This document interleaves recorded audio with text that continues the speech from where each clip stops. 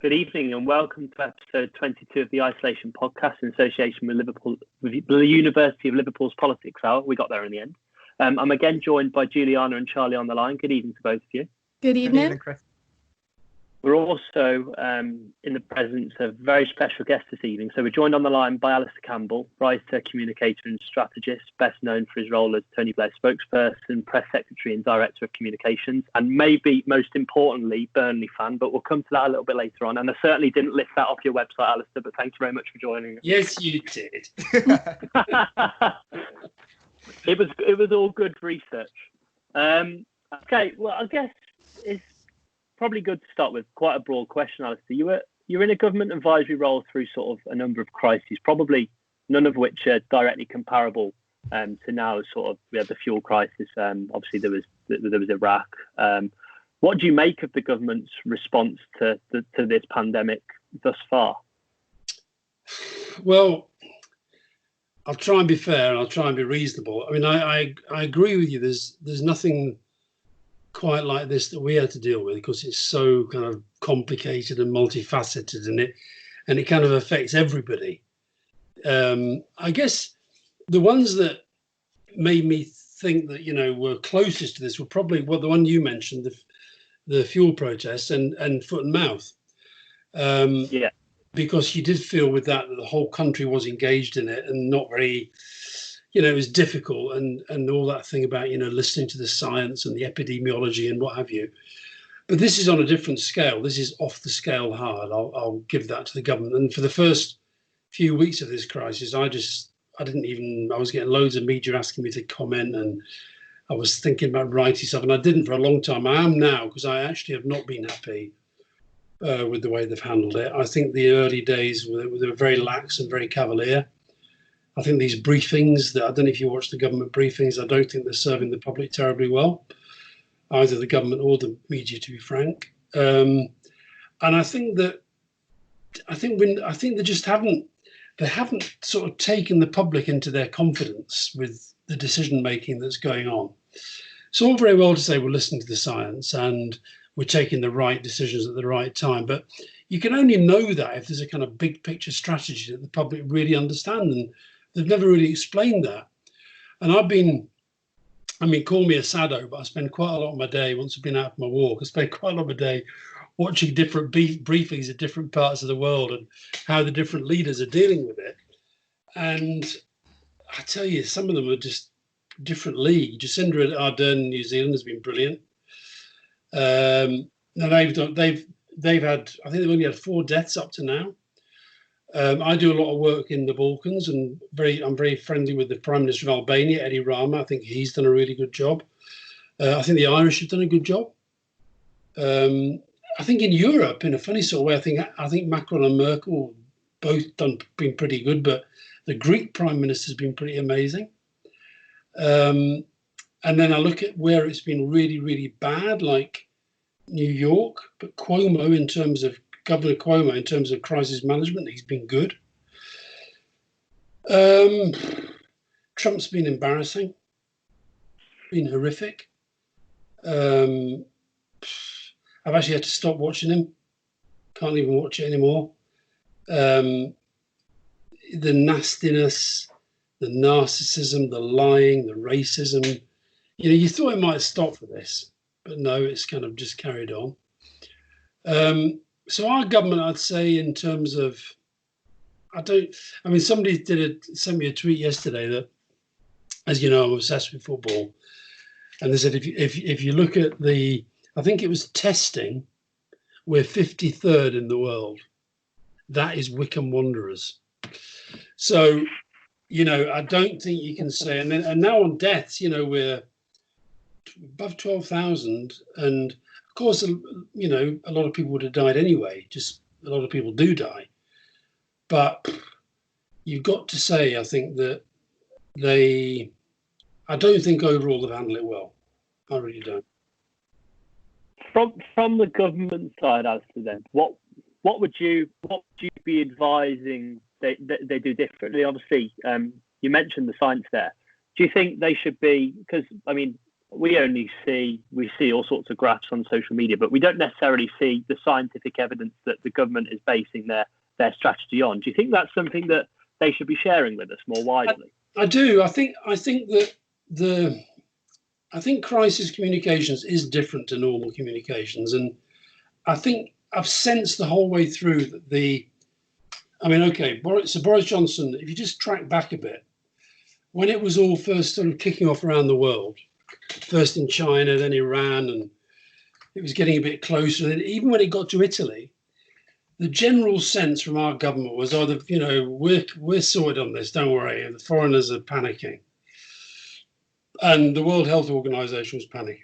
And I felt that they weren't on it. They just weren't on it. I mean, Boris Johnson disappeared, if you remember. He literally disappeared. He went on holiday, and then even when he came back, I think he went to that rugby match, when already other countries were talking about kind of banning big events, and that felt like a very deliberate statement. And so I think that they weren't on it. And then when they started to get on it, the messaging was just, it was mixed. There's all these mixed messages the whole time. Social distancing, right? They were doing social distancing. I was watching Andrew Cuomo's briefings in New York. He had experts at his briefing. They were about 5 yards away. Until recently, our briefings, there was Boris Johnson, and there was the scientist, and there was the other minister. They were like that. It was like a football wall. And so I just think the mixed messaging was but I think the big point, when you say what I think they should do, I think you've got to take the public into your confidence. So things like the science, I mean, unless you're a scientist, you're probably not going to read it, okay? But at least share it so that people can. When they say things like, I'll give you one that's really been kind of doing my head in. You've got all these, we've seen, for example, in China, where you might have seen media coverage of the airports, okay? And people are being tested. You see in Singapore, they're all getting swabs. And if they show a temperature or any other symptom, they're put into quarantine. They're not allowed in the country. Now, so that's one end of it. And then we've still got, admittedly, not as many people as normal, but quite a lot of people coming through the airports every single day from all around the world. Now, if on the one hand, we shouldn't be staying close to other people, then why are these people just coming in and they're not being kept apart and they're not being tested? And I just think so then Grant Shapps, the Transport Secretary, I heard him being interviewed about it, and he said, well, we're following the scientific advice. Well, sorry, which scientist has told you that that's okay? So I just think they've got these, what I think this government's very good at is this kind of framing of an argument, campaigning. And they're still campaigning. We'll send the coronavirus packing. That's not leadership. That's just campaigning. So I think far more open with the science, far more open with the data. It's been too kind of take our word for it. And I just don't think people are willing to do that when, the longer this goes on. I think people are willing to sort of say, right, okay, yes, stay at home, I get that. Protect the NHS, I get that. Save lives, I get that. We can get those messages, and we've got them. But as this goes on, I think the more that people start to think, hold on a minute, because what's going to happen next is massive economic damage. And I don't think they're treating people as adults in explaining the difficult choices they're making. And I think if they just started right at the word go, saying, look, this is really hard. We're going to face some very, very difficult choices. And at some points, we're actually going to be, making trade-off between, if you like, between life and the economy, between mitigation of a virus and suppression of the virus. We're going to, these are difficult choices, and we're all going to have to try and get engaged in those. And instead of which we've got, it's all going to be fine and we're in charge, a bit like Trump. And I don't think they've treated people like adults. Just quickly back to what you said about Governor Cuomo and obviously having the podiums a distance apart. See, there's been sort of a number of examples through the crisis so far where sort of it looks as though it's been one rule that will say to the general public, and then the government and members of parliament will do another. So obviously, Matt Hancock said, "Oh, I'm sitting next to Nadine Dorries in Parliament because she's had it, so there's only a very small chance she can have it again." And obviously, the podiums weren't distanced. Do you think that's symptomatic of just like poor crisis management and complacency, or it's more sort of hypocrisy of we'll tell everyone else to do one thing, but we don't need to do that? I think a better example maybe of the, I don't know if hypocrisy is the right word, but I think when you've got nurses and doctors unable to get access to testing, but you've got Michael Gove getting it for his kids, I think that's kind of tricky. I think the thing in Parliament was difficult because, I mean, you know, we all know what Parliament looks like. It is very crowded when it's crowded. Could they have been quicker? Could the parliamentary authorities have been quicker to say, you know, we're going to bring in social distancing, you've got to be 3 meters apart, whatever it might be? I don't know. I know one of the pictures that, do you remember the picture when they're all crowding around the speaker? Yeah. I think also that another example I thought was, I don't know if this is hypocrisy, it's just very bad messaging when Boris Johnson did a briefing. He was telling everybody to stay at home, coming, you know, and, oh, yes, we all want to spend time with our mother tomorrow. And then when he was asked about his own mother, he said he'd try and see her. And you think, so I don't know if it's hypocrisy. I think the complacency point is interesting. I think that because, I think this is a broader historical point. I think because we've never really had anything kind of as big as my parents had to deal with, say like the Second World War. That's the last kind of, you know, where you feel the whole country is kind of threatened. That's the last time that any generation's had that. And maybe this is it's not on that scale, but it's kind of, you know, it's closer to that, say, than foot and mouth or the fuel protests or whatever. And I think I think countries like ours and other Western countries, I think we are very complacent. I think there was an element of thinking, oh, it's happening in China, you know, the Chinese.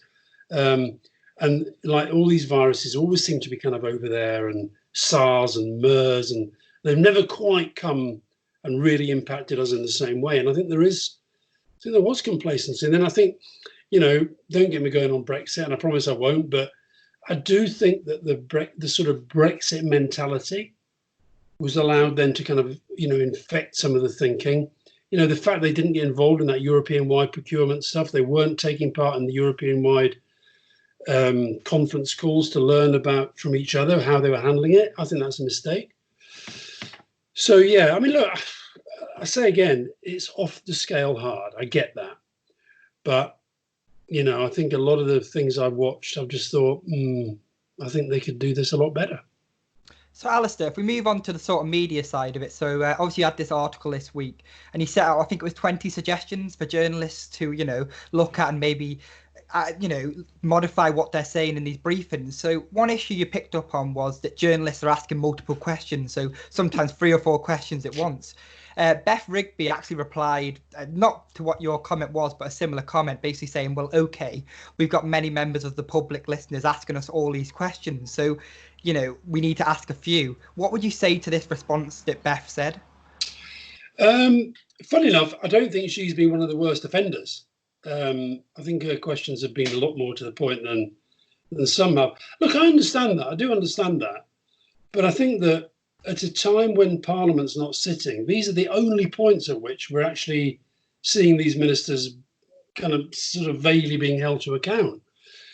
And therefore, the point I made, in fact, I've been writing a piece about this today, I've been on both sides of the fence.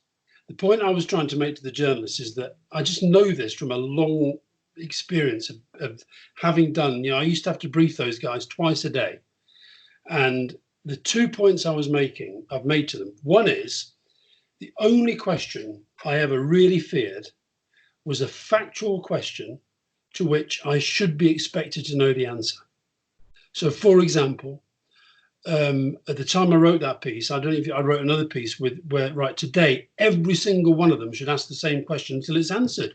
How many nurses and doctors are being tested? Why can't you give us a number? Why can't you give us a proportion? And I think what was happening, and the other thing that's happened is because they're doing it all like you are now, sort of we're all in different parts of the country. I think that the sense, the other time he's sometimes on the other side of the fence when you're doing the job that I was doing, you're the person who's doing the briefing. The other time when it gets really difficult is when they hunt as a pack. And they've not been hunting as a pack. So they've all been sort of, I thought the worst case was that time that guy from the Daily Mirror talked about, medals for National Health Service workers. And I just thought, well, there's going to be a time and a place for that, but it's not now. It's just that your paper's got a campaign on that. Yes, as Beth Rigby says, they should be asking the questions that they think the public want answered. But the public have got thousands of questions. Thousands. My point is, if they want to, and I don't mean the sort of gotcha approach. I just mean they should be eliciting the thinking and the information that the government isn't giving. This would all be a lot easier if the government did a better job of presenting data at the beginning. At the start, they didn't present any data at all. Now they do public transport, cases, transmissions, and I think deaths, and maybe occasionally one or two other things. What that guy Cuomo in New York is doing, he's giving all the data right at the start. Very digestible, very quick. He doesn't finesse it. And now we're in a situation where, to be fair, I think the journalists have been quite good on this. But one of their graphs, and data matters, the data really matters. One of their graphs sets out the death rate in all the different countries, the major powers. And so you've got us and France going kind of, roughly, give or take, in the same place. But France includes, as do the Irish, they include care homes. And where they have the figures, they include private homes as well. Now, so you're not comparing like with like. And therefore, from a purely data perspective, they shouldn't be. That graph is inaccurate. So I'm simply saying that I think the journalists, I know it's a tough job, but I think they've been too easily led into the next big promise. When Hancock came out with his 100,000 tests by the end of the month, and it's almost like it's back now, but the testing issue kind of went away.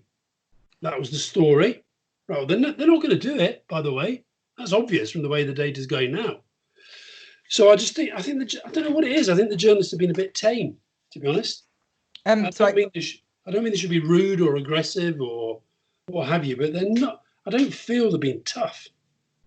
Yeah, so I think your suggestions, some of them are really sensible, but would you concede, it might come across as hypocritical to some because, you were controlling the media in a way under New Labour. So the fact that you are scrutinising the media, and rightly so, you think that would come across a bit hypocritical to some, maybe? I don't. To some it might, but I mean, the one thing I know is you can't make everybody happy at any time. Never mind some time. And look, if you follow me on social media, you'll know that it doesn't matter what I say.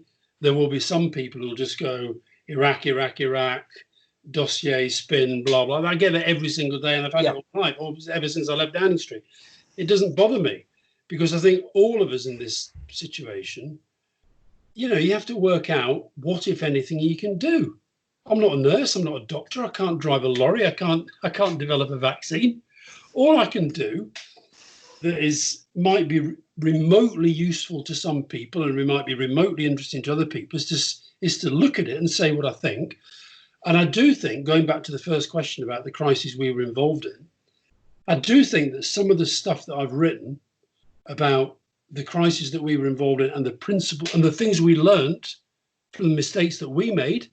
So, for example, I do think in both Foot and Mouth and the fuel protest, that complacency that I talked about, we were guilty of that. And we were too slow off the mark. So one of the first things I said in all this is you have to centralise really, really quickly. We were too slow to do that. So I've tried. I mean, it's not been easy. I'll tell you when I completely lost it was when Matt Hancock was asked that direct question. It was one of the questions I asked the journalist to ask in that article, was asked directly, how many NHS workers have died? And he passed it to the chief nurse and she couldn't answer it. She wouldn't answer it. She said it wasn't appropriate. I mean, at that point, I was throwing things at the telly. I was thinking, partly because I thought that was wrong. So, They're perfectly happy to say how much they love the health service, to be pictured clapping it on a Thursday night, not to have at their fingertips and to divulge it. And also, I think, to when we talk about about empathy really matters in these situations. That's why Jacinda Ardern has been so good. She's got real empathy. I think Cuomo's got real empathy. But every day, are you watching these briefings? Yeah. Right. Definitely. Every day they do, these are the figures, this is how many dies, and they look into the camera. Our thoughts and prayers are with the families of those who've died. Now, okay, it's a hard thing to do, but you've got to be genuinely empathetic. Yeah. You tell stories about some of them. You should, I mean, to be fair, Hancock today, he did the thing about the guy up in Keighley, my birthplace, who's doing the walk up the garden.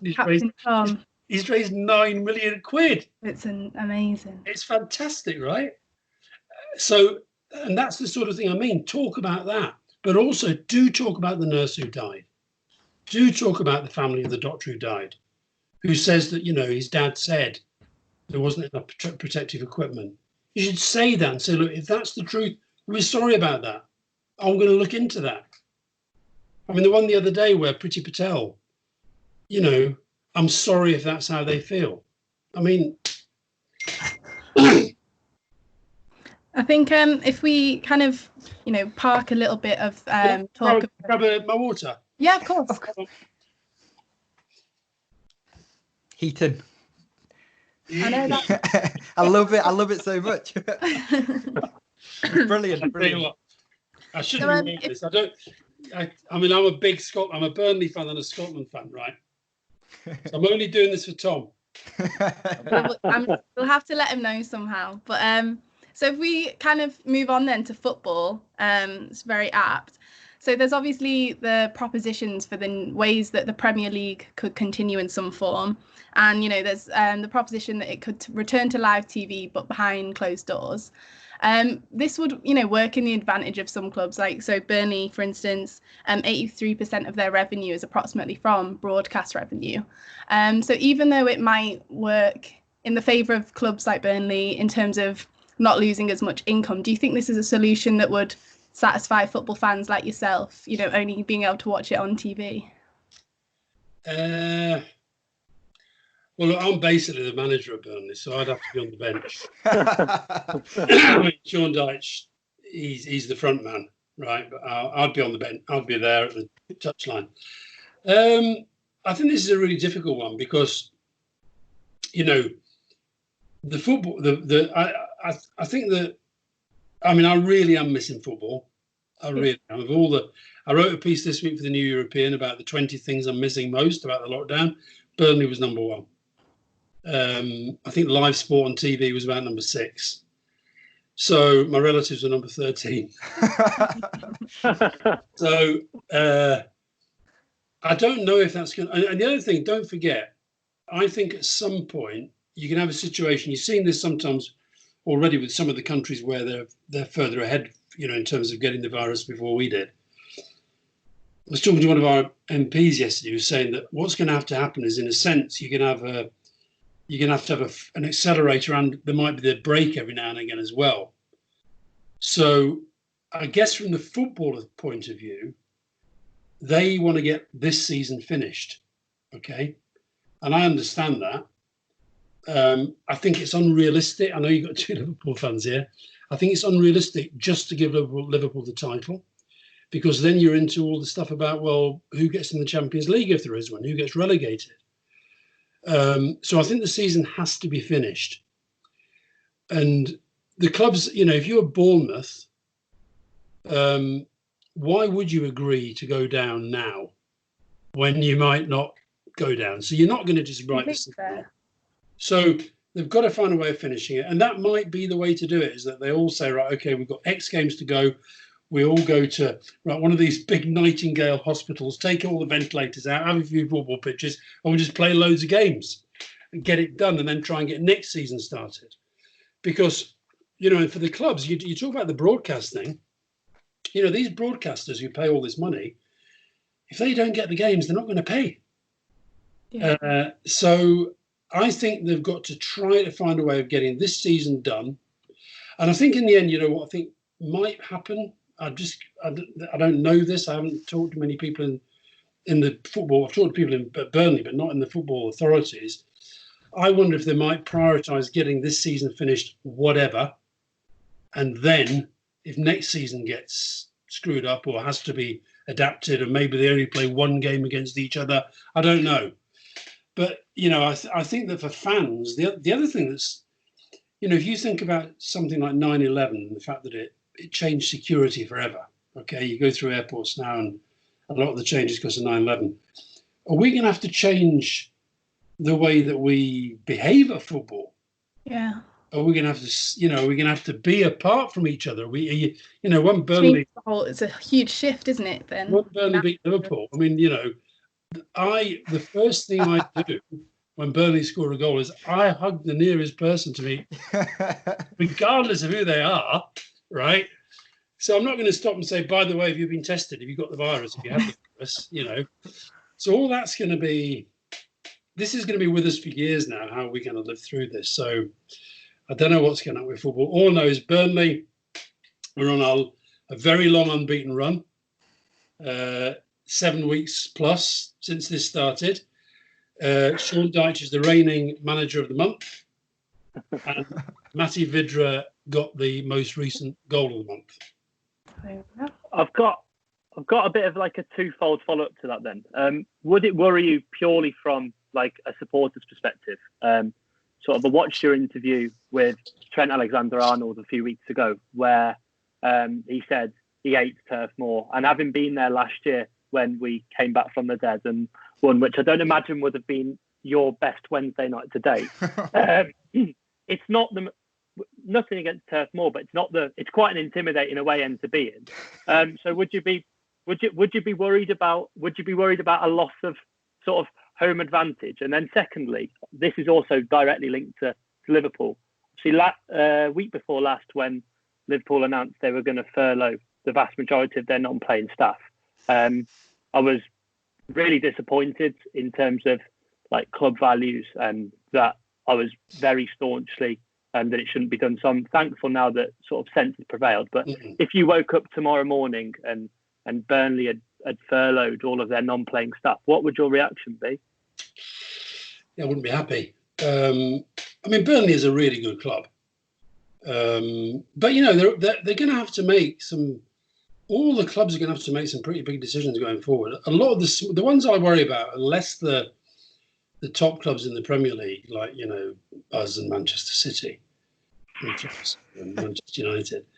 But I worry about a lot of the smaller clubs who are, you know, they're going to be in a fight for survival very, very quickly.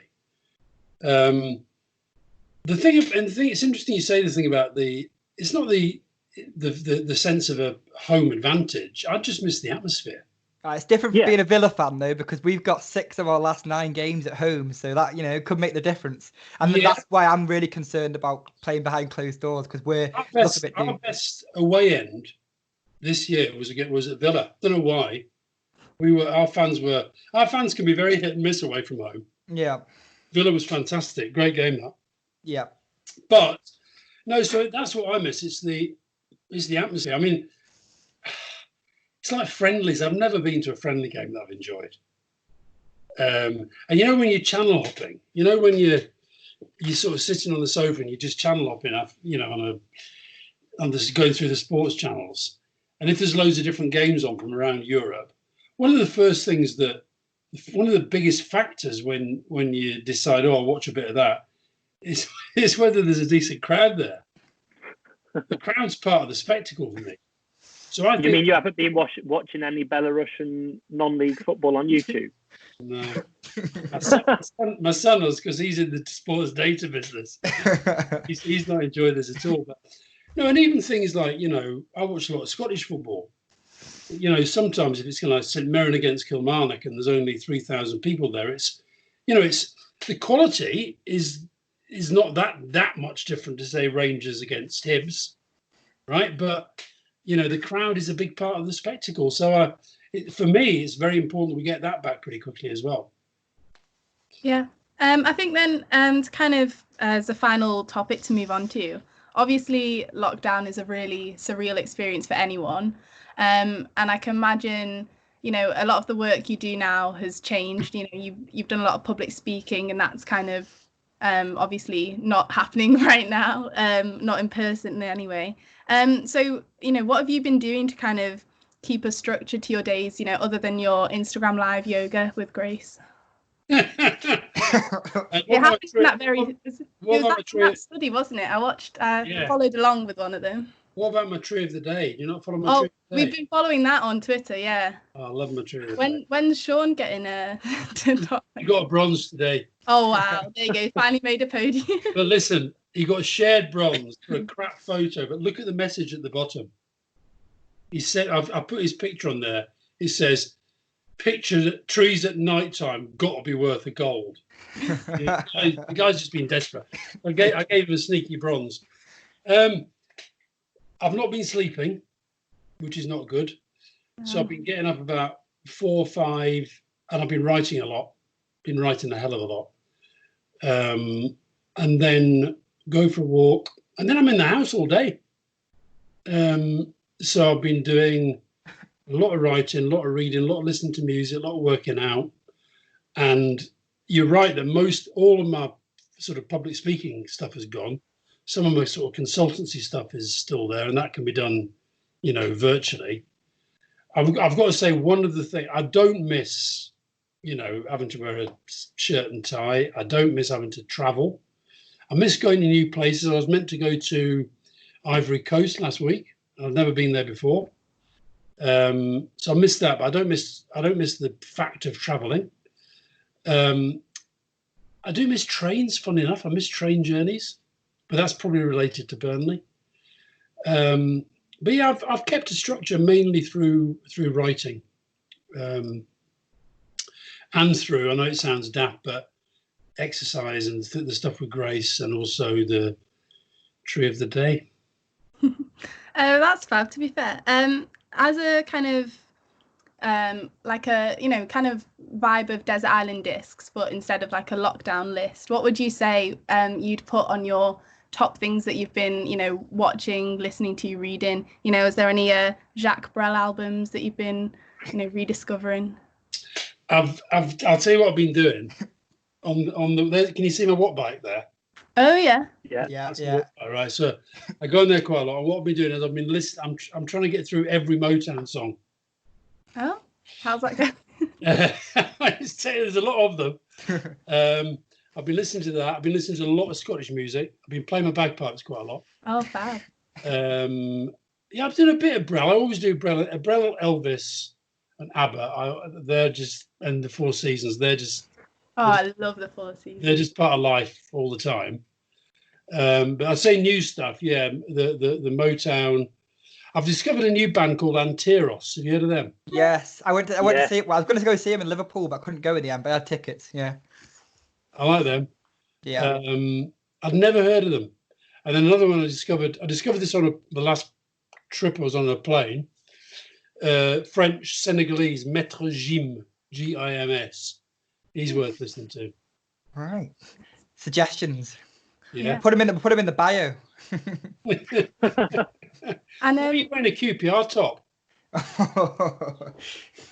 Definitely not QPR.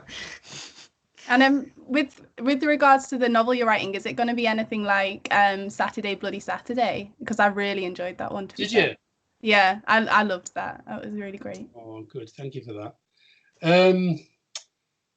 Is it like that? No, it's quite different, I'd say. It's about, I'll tell you what it's about. It's about a current serving soldier who's on the run, and he's living on the streets. And it's about he develops his relationship with the wife of a rich banker. Oh, sounds very intriguing. Are we looking? When's it due to be coming out? I don't know really, because the other thing that's happened is my next book due out is about depression. Is that the time to live? Better to Live, yeah. Better to Live. And we've literally just decided to move it to September. Oh, Yeah, I think you spoke about it on a podcast or something. Yeah, so that's gone. Like timing, but that's moved on now. And then that means I've got another one that was due in September. The next volume of diaries, that's going to now be February. So it'll be a while, I think. Be a while. And at least something on the horizon to look forward to. Meanwhile, between you and me, I've been working on a sneaky book about coronavirus communications. Oh, sounds exciting. Alastair, I mean, I'm not sure whether it was fate, but when Juliana said you were agreeing to come and join us today, I was halfway through your podcast that you did with Frank Warren that was released at the back end of last week. Oh yeah. I enjoyed it. It was really good. Thank you. I was interested to just ask very quickly about being a roulette dealer and having an addictive and having an addictive personality, and sort of whether those two things were mutually exclusive, or whether it was like an addictive personality that almost, whether you think that drew you to the job advert. It's a weird sort of question, but I wondered if you had any thoughts on it. Well, you know what's really interesting though? I've never put a bet on in my life. No, I was surprised when you said that, but then obviously you came on to sort of the alcohol thing, and I sort of probably wrongly assumed that would have ended up going hand in hand in some way. No, I think I was always worried about gambling because I had both my brothers had issues with gambling, and I don't know why, but it was just never my thing. I think I've always had a little bit of a thing about. I know gambling, in a sense, you're using your money to do something, but I've never really seen it as work, I guess, and I've always felt you should kind of work for money. I've never done the lottery, so the roulette thing, I don't know what attracted me to that at all. I really don't. I saw an advert at the Evening Standard and I went along, and I was just kind of, it was that stage of my life when I was just not sure what I wanted to do with myself, and I was kind of messing about. And yeah, I don't know really. But I've never worried that gambling is going to be an addiction. I'd say my current addictions are exercise, writing, trees, taking pictures of trees, football, Burnley. I did wonder whether sort of the change in environment of lockdown would mean that you sort of have to almost train yourself to become addicted to a different routine, in effect, which I guess is what you've just said in terms of writing, exercise, that sort of thing. I mean, I've been utterly amazed that. I mean, I went into self-imposed lockdown on the 13th of March. Same time as me. Yeah, Was it? I did exactly the same. I came home from university on the Friday in Liverpool, got the train back, and that was it. I just knew what was going to happen. Well, do you know what? On the 13th, I had to go up to Manchester to do something for Sport Relief. And all the way up there, I was worrying. I thought, oh, this isn't right. I shouldn't be doing that. I don't know what I felt. I'd kind of hoping the whole thing would be called off. And while I was there, it was like, everybody was really nice, but I just thought, this is. And I'd been reading a lot about this. I'd been talking to some of these governments that I work with. I mentioned my friend in Albania. He was sending me stuff the whole time, saying, read this, you read this. This thing's going to be bad. So I got back and I've literally, apart from here and the Heath, I've not been anywhere for 5 weeks. So yeah, I think I have forced myself into that new routine. But I've been amazed how fast it's gone by. I mean, normally, 5 weeks is quite a long time, isn't it, really? And and then the briefings, I've seen every single minute of every single thing. Lucky you. Sad. Yeah, I put on a bit of weight, even though I'm still exercising, and I think that's just because I'm not eating that much more than normal, maybe a bit. But I think it's also because even though I exercise quite and do working out and stuff, I think losing that thing of just walking around the place. Yeah. Generally less active, yeah. The only thing I've really noticed has been different is my sleep. I've not been sleeping well. Is that just like not sleeping for the hours at all across all of the day? So it's not like you're not sleeping at night, but then you're sleeping at other times. You're just sleeping less generally? I'm waking up really, really early, and I can't get back to sleep. And I'm not particularly tired during the day. In fact, I've probably got a bit too much energy at the moment. I'm a bit sort of going the wrong end of the scale. So yeah, and I'm finding this drives Fiona mad. I know, but I've got to watch it.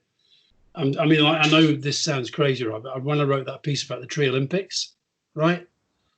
I'm thinking this is real. I can do this. And I'm literally sitting here thinking, planning a Tree Olympics, right? And it's a very in-depth plan, I have to say. We've all read through it. It's quite in-depth, to be fair. You covered all the. I know what it would be. Imagine the organisation that would go into that, though. I think you could do it, but so I've got to watch that I don't just kind of go over the top with some of this stuff. Yeah, of course. Well, Alastair, thank you very much for joining us. So thank you very much, Alastair, for joining us today. And thank you again to Juliana and Charlie for making the podcast what it is. And obviously, we're incredibly grateful to Alastair because, as I've said about all the guests, we're indebted to them. And if they didn't come and join us on the podcast, we wouldn't be able to make 20-odd episodes in the last 3.5 weeks. But there is another guest tomorrow night and there will be another episode. So please do have a listen and you'll be surprised by who we have tomorrow. So thank you very much.